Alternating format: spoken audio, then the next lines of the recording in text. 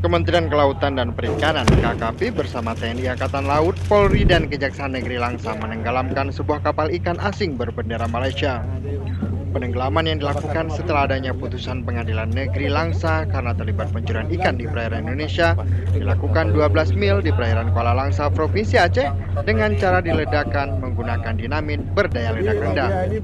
Menurut Kasubdin Pemantauan dan Evaluasi, Direktorat Penanganan Pelanggaran Ditjen BSDKP KKP Rina Hadirini, penenggelaman kapal asing pencuri ikan merupakan komitmen pemerintah untuk memberantas penangkapan ikan secara ilegal di wilayah hukum Indonesia.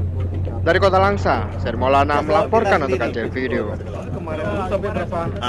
Tenggelam, Pak. Improvisasi anggota kita.